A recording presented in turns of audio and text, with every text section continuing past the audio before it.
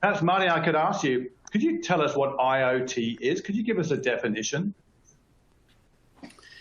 Yeah, so I'm obviously in the business, I guess, of answering ambiguous questions here. So what is IIoT? So industrial IoT, it's the way I look at it is very much in this world, in today's world, data is the gold, right?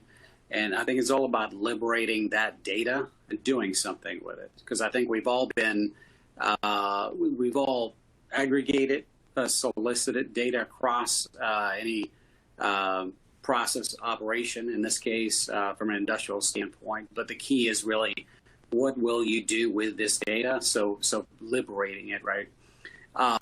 So the IIoT, the way we would define that is driving intelligence into the manufacturing process, and as a function of that, using that data to really drive optimization. So improving, advancing, innovating, evolving your manufacturing process, or the way in which your products are being used out there. That's sort of the short definition of how I would look at IIoT.